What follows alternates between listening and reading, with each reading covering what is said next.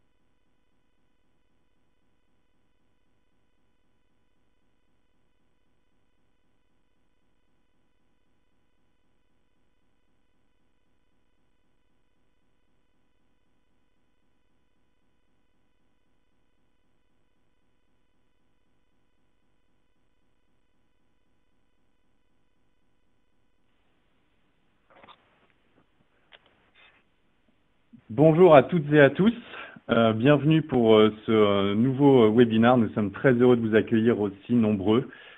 Aujourd'hui, ce webinaire de TradeShift avec Quintess porte sur l'amélioration de la collaboration de votre chaîne d'approvisionnement pour une meilleure efficacité de votre processus P2P. Vous êtes déjà très nombreux à être connectés, donc merci pour cela. Alors, on va être ensemble pendant 45 minutes environ. Ce webinaire va se décomposer en deux parties. La première, une partie assez courte de présentation de TradeShift, puis de Quintess. Et ensuite, nous allons entamer une partie bien plus longue qui sera plutôt orientée sur du débat où nous allons répondre à 4 questions majeures autour de cette amélioration de la collaboration de votre chaîne d'approvisionnement pour un processus P2P plus efficace. Alors aujourd'hui, je suis accompagné de Wanig Le Pennec, qui est Alliance Directeur IMIA chez TradeShift, et de Franck Vercher, qui est Senior Business Consultant and Associate chez Quintess. Et je suis moi-même Thomas Vatinel de Losam Agency. J'aurai pour rôle d'animer ce webinaire. Je vais donc donner la parole à Wanig pour une courte présentation de TradeShift et quelques partages de constats. Wanig, je t'en prie, la parole est à toi. Merci Thomas et bonjour à tous. Je vais donc vous présenter TradeShift en quelques mots. TradeShift a été créé en 2010 au Danemark. Donc on voit sur cette photo, sur cette slide, quelques-uns des tout premiers employés. ainsi que notre fondateur et CEO Christian Lang. Le siège de la société est désormais à San Francisco, aux États-Unis. La société compte environ 1000 employés répartis dans 14 pays, couvrant l'Europe, l'Amérique du Nord, l'Amérique latine, l'Asie et le Moyen-Orient. Et nous servons environ aujourd'hui 500 clients dans le monde. Super. Alors du coup, quels sont les constats finalement d'origine que vous avez partagés au moment de la création?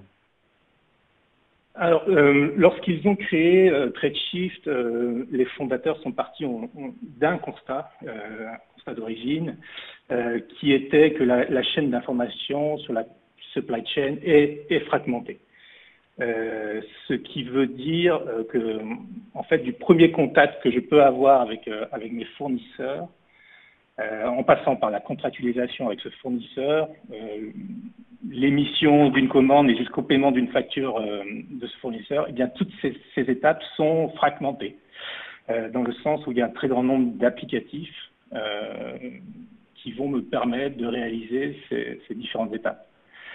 Donc tous ces applicatifs qui en fait entrent en jeu dans la relation avec mon fournisseur fonctionnent en silo en général, c'est-à-dire sans interaction et sans communication entre eux.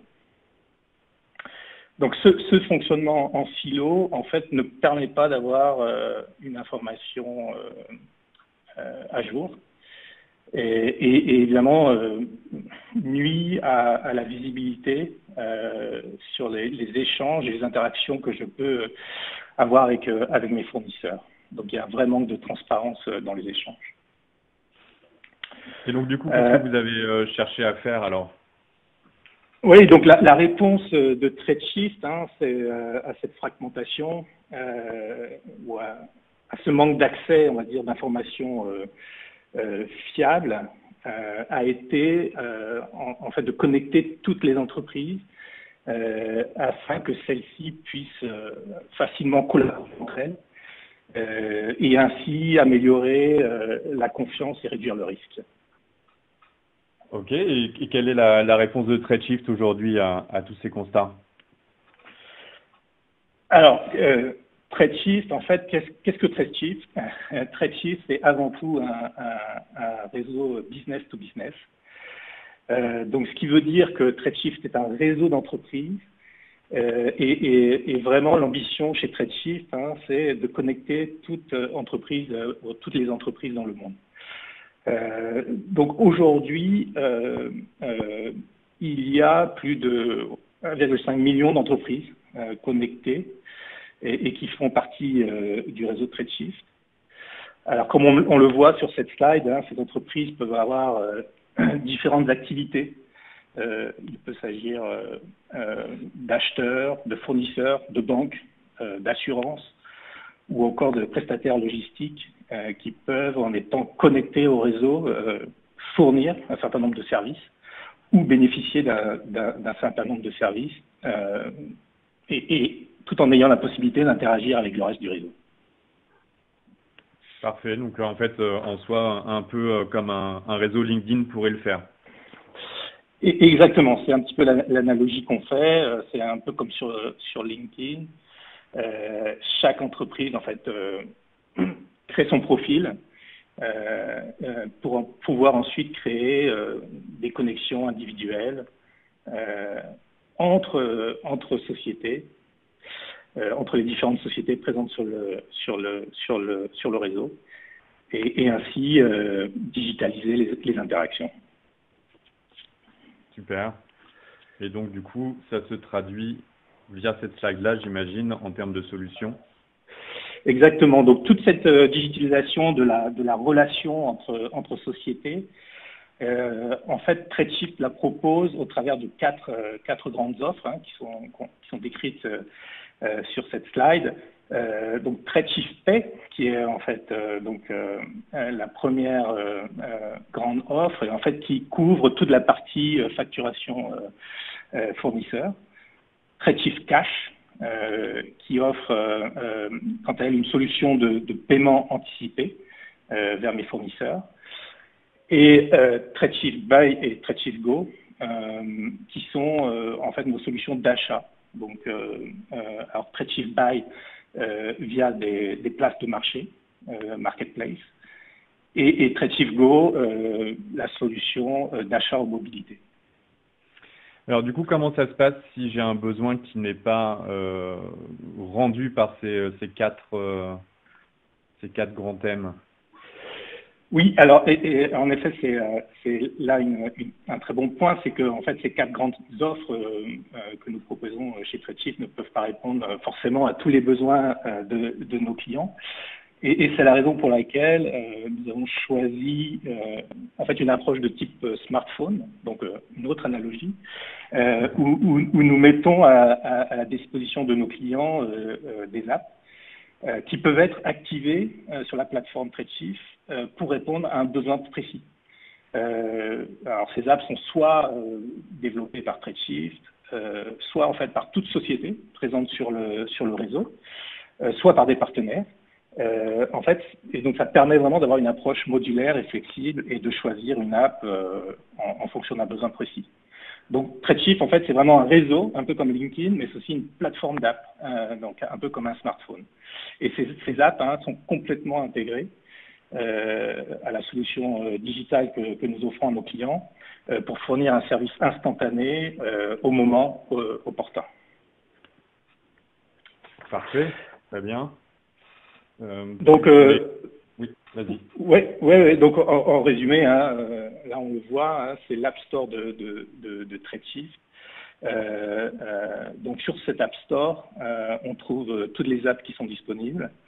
Alors, ça peut être des apps de sourcing en amont du process, des apps d'analyse de la dépense, de connaissance de ses fournisseurs, ou des apps développées par des partenaires, et donc précisément les apps développées par Quintess, qu'on voit ici. Une excellente transition, parfait. Merci beaucoup Franck pour cette belle transition qui va nous permettre du coup de pouvoir donner la parole à Franck de chez Quintess, qui va nous présenter aussi rapidement sa société, de façon à ce qu'on puisse rentrer dans le vif du sujet de ce webinaire d'aujourd'hui.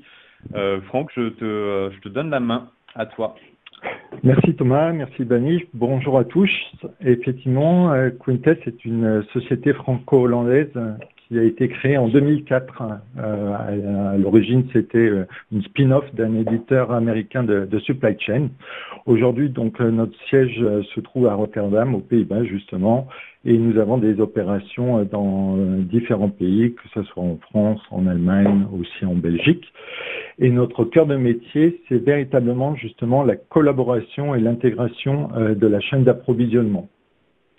Donc aujourd'hui, notre société va représenter une trentaine d'employés pour environ une cinquantaine de clients dans des industries et des secteurs différents, comme on pourra le voir, je pense, en fin de ce webinaire.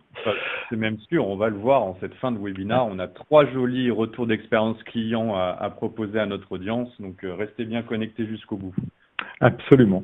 Donc, comme je disais, notre focus, c'est véritablement la collaboration sur la chaîne d'approvisionnement, c'est-à-dire que nous cherchons à aider les entreprises à simplifier et surtout améliorer la collaboration avec leurs partenaires, justement, dans cette chaîne d'approvisionnement, et ce, justement, pour gagner en efficacité de leur processus P2P à la recherche de certaines valeurs qu'on évoquera également un petit peu plus tard dans le déroulé de ce webinaire.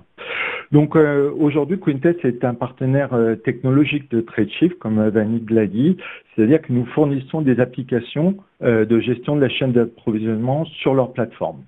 Et donc, ces applications, on voit ici, elles reposent sur un socle qui est donc cette plateforme, mais elles ne font pas que reposer et bénéficier de l'architecture offerte par cette plateforme. Elles interagissent d'une part entre elles et elles vont interagir également avec les apps natives de TradeShift. Donc, c'est ce qui fait la force et un petit peu la spécificité de la solution digitale que nos deux sociétés proposent.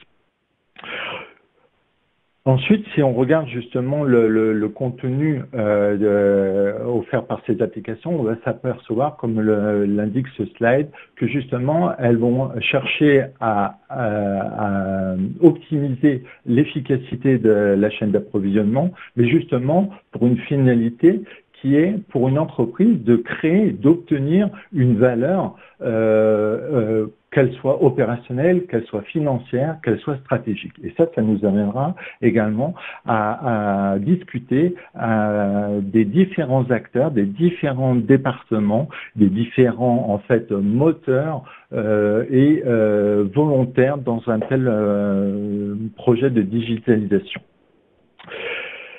Nos applications, comme on le voit ici, offrent justement un large panel de processus logistiques préconfigurés d'une part, de façon à permettre aux entreprises justement d'effectuer, d'opérer leur transformation digitale à la fois rapidement, mais également de façon flexible, c'est-à-dire que ces processus, bien évidemment, peuvent être ajustés en fonction des spécificités des entreprises. Et donc là, ça va permettre à une entreprise véritablement de couvrir l'ensemble de sa chaîne d'approvisionnement et d'impliquer les différents acteurs de celle-ci, que ce soit des acteurs internes ou bien externes. Donc on le voit ici, des transporteurs, évidemment des fournisseurs, éventuellement des cofabricants, des transporteurs, des prestataires logistiques et que sais-je, voire même jusqu'à atteindre les propres clients de ces entreprises. Et donc, de cette façon-là,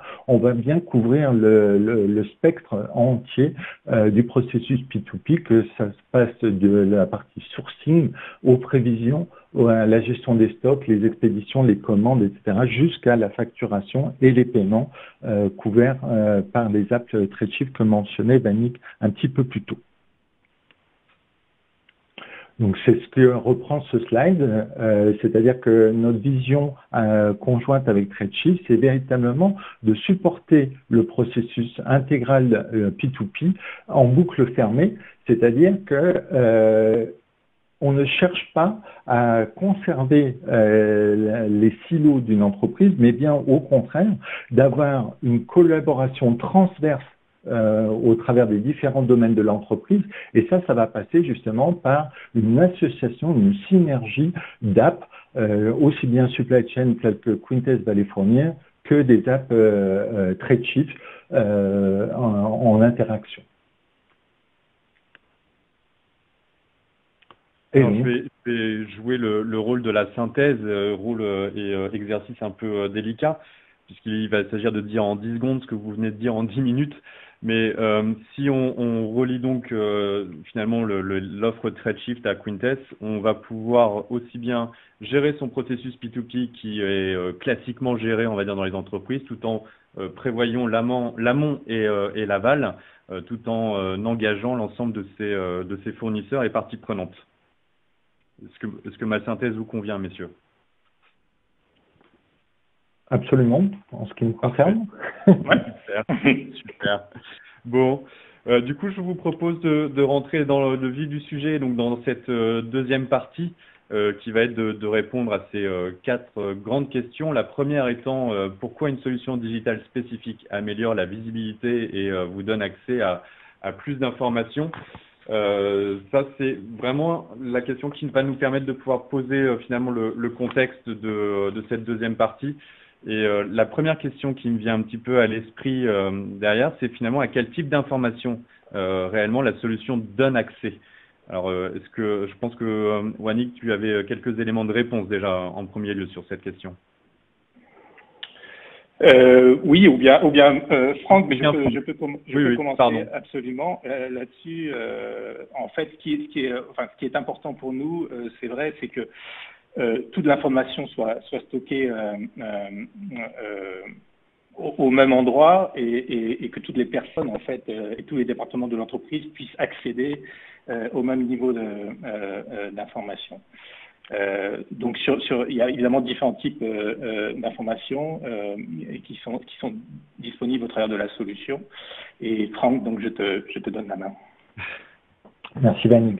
Effectivement, ce qu'on voyait sur le slide précédent, c'est que notre solution digitale, elle cherche véritablement à couvrir l'intégralité du processus P2P, avec aussi bien des apps de collaboration de la chaîne d'approvisionnement, mais aussi des apps de sourcing, d'achat, de facturation électronique et même de gestion de la trésorerie.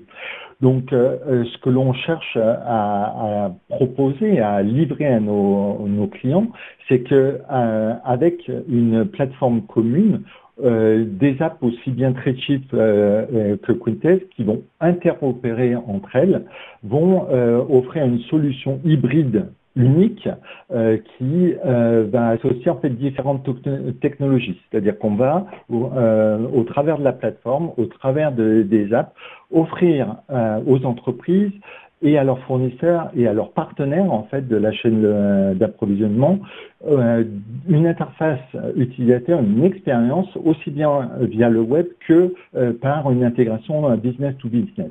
Et donc qu'est-ce que vont gagner les entreprises avec tout cela? Eh bien, justement, c'est une meilleure visibilité. Elles vont obtenir, en fait, plus d'informations sur l'ensemble du processus P2P. Et donc, si jamais on devait un petit peu aller détailler et s'intéresser, en fait, au type d'informations que la solution va leur fournir et leur donner accès, on pourrait en citer deux. Deux niveaux de visibilité. Tout d'abord, une visibilité sur toutes les données transactionnelles du processus P2P, et c'est justement ce que vont capter les différentes apps. Et quand on parle de captation des données transactionnelles, ça va se traduire par les événements inhérents à la chaîne d'approvisionnement. Et donc, on va véritablement obtenir une visibilité détaillée de la façon dont sont exécutés ces processus, de la façon dont la collaboration est réalisée et de la façon dont les acteurs, les utilisateurs collaborent. D'accord ? Et ce, pour quelle finalité ? Eh bien, en fait, c'est pour avoir un meilleur contrôle, un moyen de piloter sa chaîne d'approvisionnement. Et donc, quand on parle de pilotage, on aime tous avoir une vision claire, justement, de l'exécution du processus. Et donc, ça va passer par la mise à disposition de tableaux de bord, de rapports de performance. Donc, on va parler, en fait, d'intelligence des données.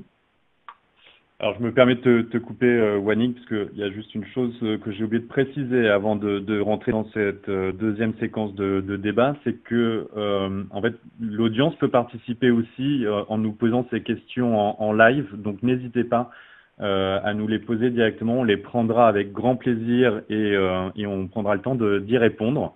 Donc, nous les attendons avec grande impatience.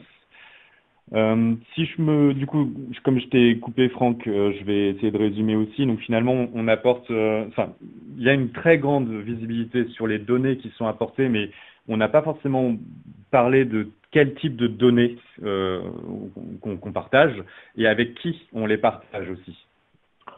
Oui, alors les types de données, comme je le disais quand même, c'est effectivement d'une part les données transactionnelles, c'est-à-dire que si on reprend le processus en boucle P2P tel qu'on le propose, on va au travers des différentes apps avoir véritablement l'interaction entre les différents acteurs de la chaîne d'approvisionnement, que ce soit des achats, que ce soit les prévisions, que ce soit la stratégie, le produit, etc., jusque la production et les différents autres interlocuteurs. Donc on a un niveau d'information transactionnelle.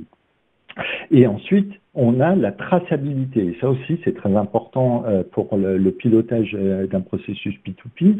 La traçabilité de façon, en fait, à éliminer ce que l'on voyait un petit peu trop souvent dans le passé, qui était une vision fragmentée, comme le disait un petit peu plus tôt Vanig, de l'information, où chacun avait un petit peu sa version des choses et où finalement la collaboration ne pouvait pas se faire dans des bons termes, dans des termes optimaux qui allaient permettre aux uns et aux autres de gagner en efficacité et à terme donc d'obtenir les gains et les valeurs qui étaient souhaitées. D'accord ? Donc là, ensuite, le deuxième niveau d'accès d'information, c'est notamment ce pilotage, cette forme d'intelligence qu'on traduit par des tableaux de bord et des rapports de performance. Et puis finalement, l'ensemble de la société, en tout cas des parties prenantes, donc on parlait de la direction financière, mais on peut aussi parler de l'approvisionnement, des achats et ainsi de suite, travaillent sur les mêmes data. Donc ils parlent le même langage. Absolument. C'est vraiment une utilisation aussi bien interne que externe, ce qu'on appelle en fait une version unique de la vérité, single version of truth. On voit ça sur certains slides également de P2P. Parfait. Alors pour le moment, nous n'avons pas de questions de l'audience sur cette première question, mais je ne doute pas que nous en aurons par la suite. Est-ce que, messieurs, vous aviez quelque chose à ajouter pour répondre à cette question? Alors, personnellement, en fait, ce que j'avais un petit peu noté pour moi, c'est que régulièrement, les entreprises vont nous demander bon, très bien, vous allez nous proposer, mettre en œuvre un certain nombre d'apps. On comprend bien qu'on va obtenir plus d'informations, plus de données transactionnelles. Est-ce que c'est pas à la limite trop, ou bien à la fin, de toute façon, qu'est-ce que ça va nous apporter véritablement? D'accord. Et là, bien nous, d'expérience, ce que l'on voit en particulier comme bénéfice des entreprises qui utilisent notre solution conjointe digitale, c'est véritablement une prise de contrôle de la chaîne d'approvisionnement. C'est-à-dire que avant, on parlait de, supply chain event management. C'était la captation des événements dans une chaîne logistique. Mais finalement, on s'est rendu compte, et les entreprises se sont rendues compte au fil du temps, que si c'était juste pour capter des événements, finalement, il n'y avait pas un grand intérêt. En revanche, si on se servait de tous ces événements, de toutes ces données transactionnelles pour prendre contrôle de la chaîne d'approvisionnement, alors à ce moment-là, on avait une modification de comportement qui allait s'opérer, c'est-à-dire que on allait obtenir une plus grande réactivité. Et on voit à ce moment-là que l'entreprise va passer d'un comportement un petit peu passif, réactif aux aléas, à un comportement, une attitude proactive et qui va donc commencer à obtenir des bénéfices, ne serait-ce qu'opérationnels. Top, ok, c'est très clair. Merci pour ce complément de réponse. Du coup, là, on vient de décrire une sorte de situation idéale, on va dire, quand on peut être équipé. Mais finalement, comment on va améliorer cette fameuse collaboration avec nos fournisseurs et du coup, comment on va aussi réussir à renforcer leur participation au sein de tout ça. Et de fait, et un peu comme dans la même logique que cette première question, j'aime bien redonner du sens et du contexte. Et donc, la première sous-question que j'aurais, c'est pourquoi le faire? Pourquoi est-ce qu'il est important de faire en sorte que cette collaboration soit renforcée? Alors oui, en fait, pourquoi c'est important aujourd'hui? C'est tout simplement parce qu'on voit encore très souvent, ou trop souvent, je dirais, une collaboration qui est basée sur des échanges par email ou par téléphone. Donc, évidemment, l'inconvénient de ce type d'interaction, c'est qu'on a à la fois un manque de traçabilité et un manque de visibilité, et que par ailleurs, donc, on ne partage pas les mêmes données entre les différents acteurs. Donc c'est vraiment ce manque de partage du même niveau d'information en temps réel qui peut vraiment poser problème et conduire finalement à une vraie inefficacité dans la collaboration avec ses fournisseurs. Alors quelles sont les bonnes pratiques à mettre en place? Oui, alors d'une façon générale, je dirais qu'il est important de simplifier et d'unifier l'interaction entre les fournisseurs et les acheteurs. ce qui va permettre en fait de fluidifier la collaboration. Donc, par exemple, de façon un peu plus concrète, il faut permettre aux fournisseurs de répondre plus efficacement aux commandes des acheteurs. Donc, on peut, et ça, Quintess le fait très bien, on peut aussi offrir la possibilité donc aux fournisseurs de collaborer au niveau des lignes du bon de commande. Une autre façon, c'est de laisser les fournisseurs gérer efficacement leur catalogue, par exemple dans le cas d'une place de marché. Et de l'autre côté, évidemment, côté acheteur, l'avantage, évidemment, c'est que ça permet à tous les collaborateurs d'acheter de façon, je dirais, plus simple et plus efficace, que ce soit des biens ou des services, tout en donnant une visibilité en temps réel. Ok, et donc pour pouvoir impliquer tout ce monde-là et donner cette visibilité en temps réel, qu'est-ce qu'il faudrait mettre en place? Donc, c'est un peu ce qu'on disait auparavant, c'est-à-dire qu'il faut vraiment avoir une source unique de données, donc la vérité unique dont parlait Franck, sur laquelle en fait tous les acteurs vont pouvoir se baser pour travailler et collaborer. Donc, ce qui est important, c'est de donner la possibilité aux fournisseurs d'ajouter et de mettre à jour toutes leurs données.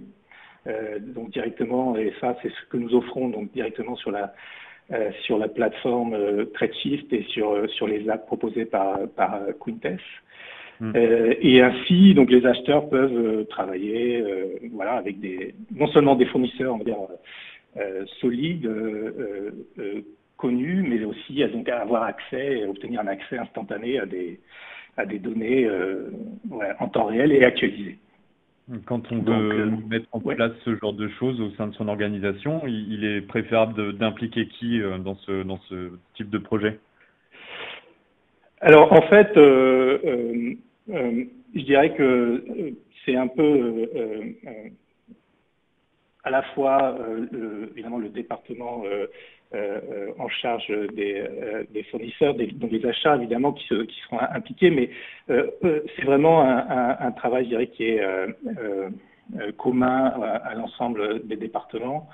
Et ce qu'on voit, donc, nous, chez TradeShift, c'est qu'on essaye vraiment de créer, de faire en sorte que les fournisseurs soient le plus actifs possible sur la plateforme, parce que nous savons que des fournisseurs actifs créent de la valeur.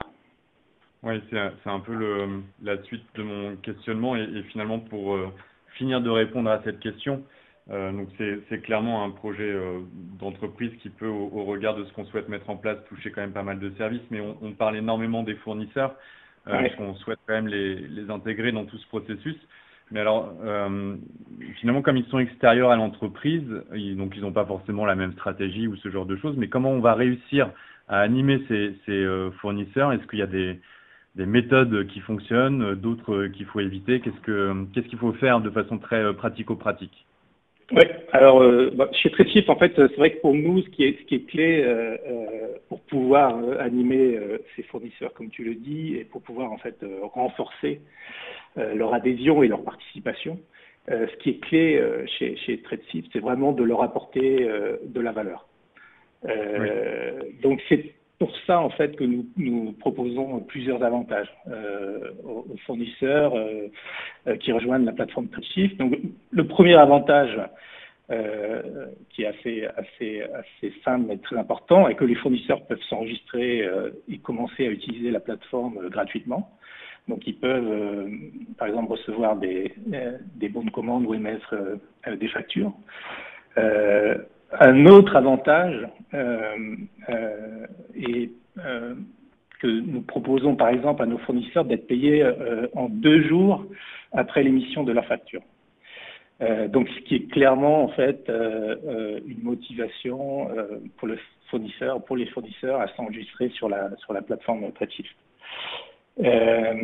Et enfin, je dirais en troisième avantage,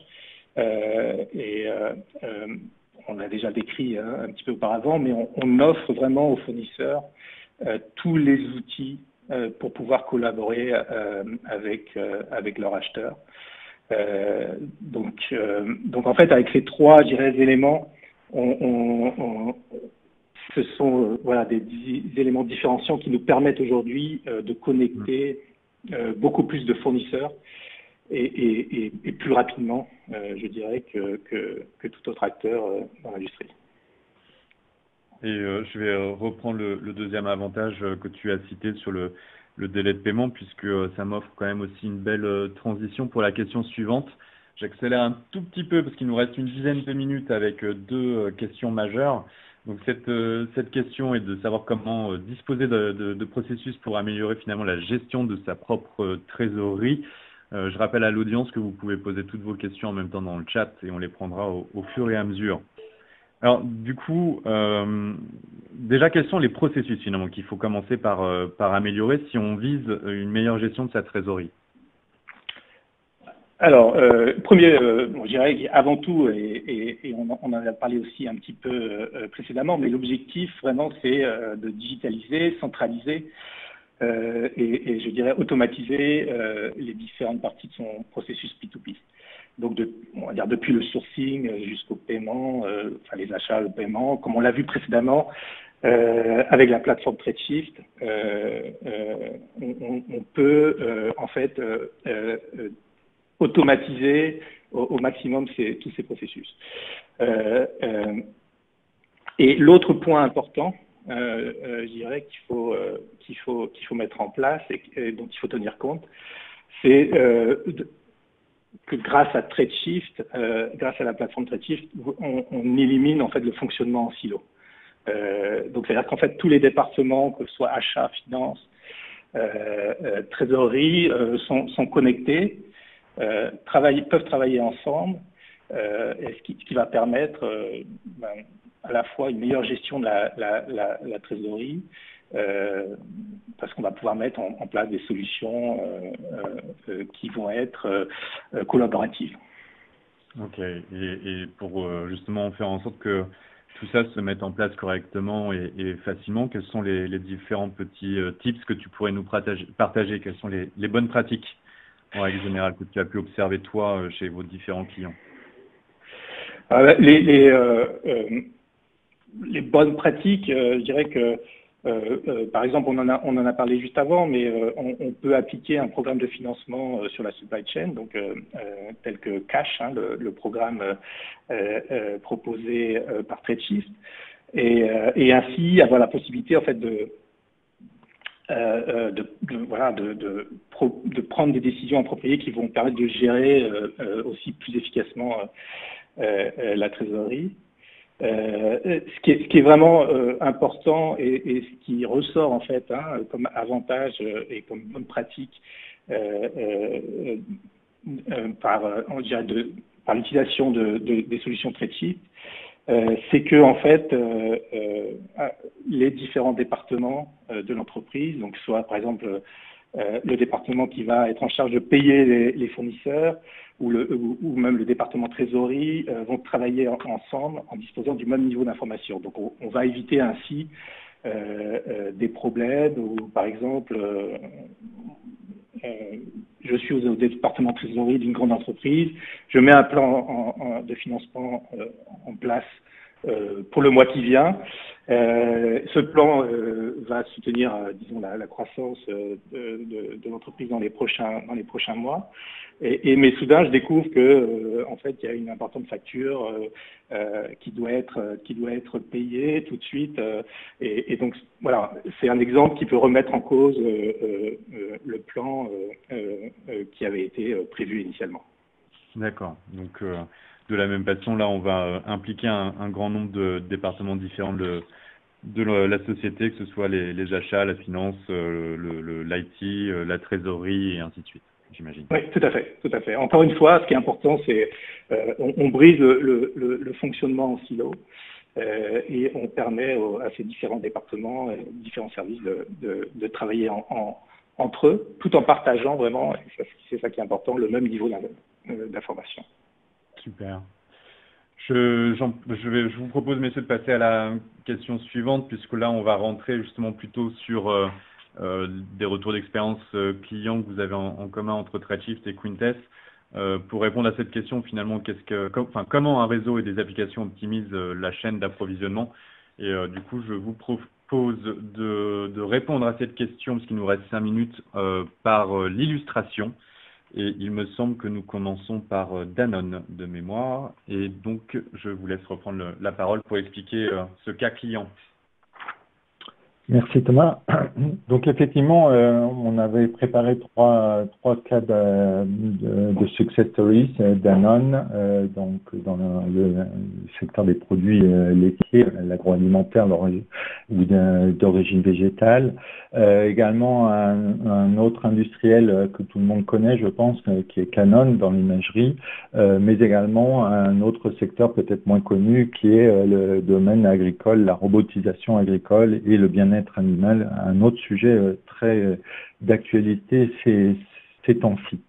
Ce qu'on peut dire un petit peu d'abord, c'est que dans les programmes d'optimisation que mènent ces entreprises, en fait, les raisons sont différentes selon les défis, les ambitions et les problématiques de ces entreprises. En fait, quand on regarde et quand on discute avec ces entreprises de leurs bénéfices, de leur satisfaction, on voit différentes choses. Tout d'abord, un gain d'efficacité, et c'est vraiment le sujet du webinaire. Gain d'efficacité qui se traduit par quoi? Tout d'abord, une réduction du travail manuel, que ce soit la saisie de données, la gestion de documents papier. Vanig évoquait précédemment les appels téléphoniques, les envois d'emails, etc. Toute une somme d'informations qui est fragmentée. Aujourd'hui, donc, la digitalisation va véritablement permettre de capter et réduire tous ces échanges là. De la même façon, les informations vont être poussées de façon intelligente, c'est-à-dire à la demande vers les utilisateurs, alors au lieu que ceux-ci aient véritablement à chercher eux-mêmes ces informations.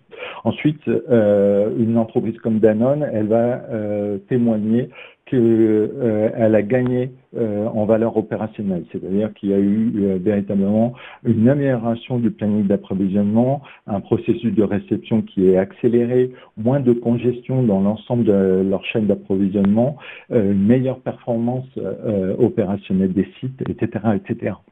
Mais également, les entreprises vont se mettre à engranger et à réaliser une valeur financière. C'est-à-dire que si on est plus efficace dans sa chaîne d'approvisionnement, on va pouvoir en fait réduire ne serait-ce que des stocks de sécurité ou même le niveau de ces stocks en général tout au long de la chaîne d'approvisionnement, et de cette façon-là en fait aussi améliorer les délais, diminuer les pénalités de retard de livraison, et donc également aussi améliorer les délais de paiement de ses propres fournisseurs, puisque encore une fois, tous les acteurs disposent des mêmes informations, donc il n'y a plus véritablement de problème de litige quant aux données qui avaient été échangées, sur lesquelles on avait collaboré, etc. Et enfin, on a également un témoignage de valeur stratégique, c'est-à-dire que des entreprises, si je prends par exemple l'exemple de Canon, mais également de Lely, qui ont pu améliorer leur compétitivité en devenant plus agiles, en ayant la possibilité d'avoir une stratégie de produits encore plus ambitieuse, en diminuant les tailles de lot, en se permettant de personnaliser leurs produits, et donc d'avoir une meilleure aussi loyauté de leurs fournisseurs, qui vont donc être plus enclins, si vous voulez, à mieux collaborer d'une part, puisqu'ils seront plus vite payés d'autre part, et également à aider l'entreprise à maximiser ses parts de marché, ne serait-ce que sur de nouveaux marchés par exemple. Ok, donc du coup, un grand nombre de gains différents au regard de ces trois retours d'expérience client, que ce soit des gains d'efficacité opérationnelle, financière, stratégique, de la relation fournisseur à proprement parler. Est-ce que ces clients ont eu l'occasion d'échanger avec vous au sujet du retour sur investissement qu'ils ont pu tirer de cette mise en place des outils que vous proposez?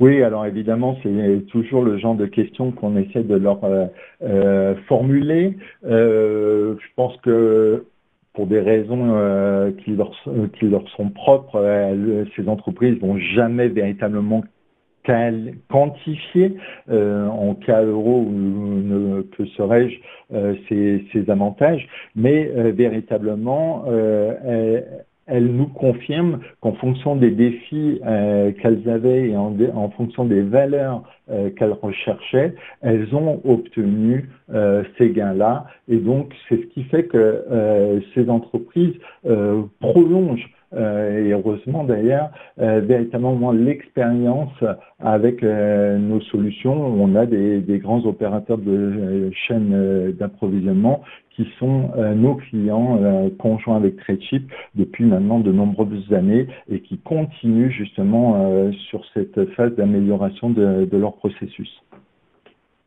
Ok, super.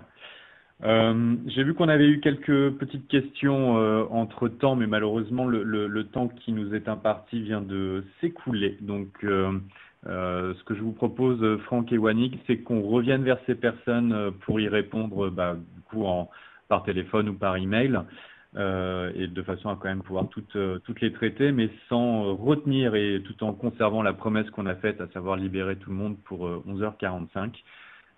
Il me reste plus qu'à vous remercier, messieurs, Franck et Wannick, et remercier l'ensemble de notre audience d'avoir été présente et à l'écoute pour ce webinaire. Voilà, je vous laisse le mot de la fin, messieurs.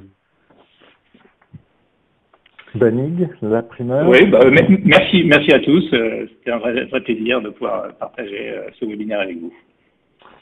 Oui, même chose également. Merci à tout l'auditoire. Merci à Thomas d'avoir préparé ce webinaire avec nous. Et évidemment, nous ne manquerons pas de revenir vers ces quelques auditeurs qui ont des questions. Ce sera avec plaisir qu'on continuera nos échanges.